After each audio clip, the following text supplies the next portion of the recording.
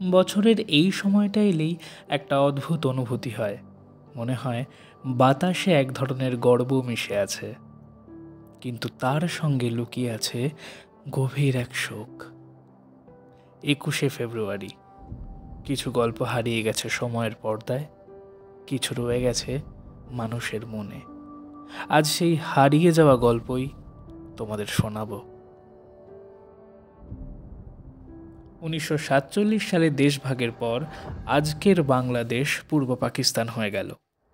কিন্তু পশ্চিম পাকিস্তানের শাসকগণ তখনই এক অদ্ভুত সিদ্ধান্ত নিলেন। উর্দুই হবে রাষ্ট্রভাষা, বাংলা নয়।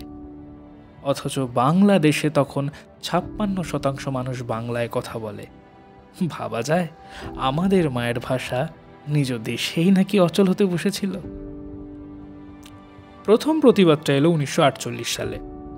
সেই সময় গণপরিষদের ধীরেন্দ্রনাথ দত্ত নামে এক বাঙালি নেতা দাঁড়িয়ে বললেন, পাকিস্তানের রাষ্ট্রভাষা বাংলা হওয়া উচিত। কিন্তু কি হলো? তার কথা শুনে পুরো পার্লামেন্টে হট্টগোল শুরু হয়ে গেল। পশ্চিম পাকিস্তানি নেতারা বললেন, বাংলা রাষ্ট্রভাষা হতে পারে না। এই অন্যায়ের বিরুদ্ধে তখন ছাত্ররাই প্রথম রাস্তায় নামল। ঢাকা বিশ্ববিদ্যালয়ের ছাত্ররা প্রতিবাদ শুরু করল, আর সেই আন্দোলনে নেতৃত্ব দিলেন বঙ্গবন্ধু শেখ মুজিবুর রহমান। তখনই প্রথমবারের মতো ভাষার জন্য মানুষ জেল খাটল, লাঠিপেটাও সহ্য করল। কিন্তু শাসকেরা দমলেন না। 1952 সালের 21শে ফেব্রুয়ারি। আগের দিন রাতেই ঢাকা শহরে কারফিউ জারি করা হয়েছে, যেন কেউ আন্দোলনে নামতে না পারে। কিন্তু ভাষার দাবিতে চুপ করে কেউ কি বাড়িতে বসে থাকতে পারে? সকালবেলা ঢাকা বিশ্ববিদ্যালয় আর মেডিকেল কলেজের ছাত্ররা মেডিকেল হোস্টেলের সামনে জড়ো হলো। চারিদিকে পুলিশের ব্যারিকেড। ছাত্ররা এগিয়ে যেতে লাগলো। স্লোগান উঠল, রাষ্ট্রভাষা বাংলা চাই, রাষ্ট্রভাষা বাংলা চাই। হঠাৎই পুলিশের আদেশ, গুলি চালাও।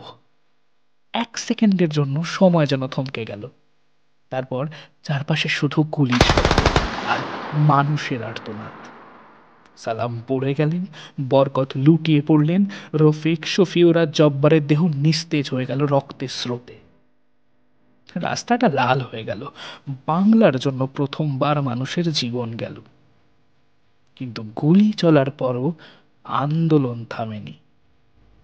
সেদিন বিকেলে ঢাকা মেডিকেল কলেজের ছাত্ররা ঠিক করলো, শহীদদের স্মরণে কিছু একটা করতে হবে, করতে হবেই। সেদিন রাতে তারা নিজেদের হাতে তৈরি করলো প্রথম শহীদ মিনার। সেই মিনারের সামনে সবাই দাঁড়িয়ে প্রতিজ্ঞা করল, বাংলাকে রাষ্ট্রভাষা করতেই হবে, বাংলাকে রাষ্ট্রভাষা করতেই হবে। কিন্তু সেই মিনার টিকল না। পরদিনই শাসকগণ সেটি গুঁড়িয়ে দিলেন। কিন্তু ইতিহাস কি মুছে দেওয়া যায়? এই ভাষা আন্দোলনেও কিন্তু আছে কিছু হারিয়ে যাওয়া শহীদ। ব্রাহ্মণবাড়িয়ার মতিউর, খুলনার নুরুল আমিন, তারাও কিন্তু এই আন্দোলনে জীবন দিয়েছিলেন। অথচ তাদের কথা খুব কম মানুষই জানে। এছাড়া 1953 সালে কলকাতার যাদবপুর বিশ্ববিদ্যালয়ের ছাত্ররা ভাষা আন্দোলনের সমর্থনে প্রথম শহীদ মিনার বানিয়েছিল। হ্যাঁ, বাংলাদেশের বাইরেও। কিন্তু সেই মিনার পরে ভেঙে ফেলা হয়। এছাড়া আরও একটা অবাক করা তথ্য আছে। ভাষা আন্দোলনের পক্ষে প্রতিবাদ কিন্তু লাহোরেও হয়েছিল। অর্থাৎ পাকিস্তানের ভেতরেও কিছু মানুষ বাংলার জন্য দাঁড়িয়েছিলেন, যদিও তাদেরও কঠোর শাস্তি দেওয়া হয়েছিল। শত বাধা পেরিয়ে 1956 সালে অবশেষে বাংলা রাষ্ট্রভাষার স্বীকৃতি পেল। আর তারও বহু বছর পর 1999 সালে ইউনেস্কো 21শে ফেব্রুয়ারিকে আন্তর্জাতিক মাতৃভাষা দিবস হিসেবে ঘোষণা করল। কিন্তু ইউনেস্কো প্রথমে এই প্রস্তাব ফিরিয়ে দিয়েছিল।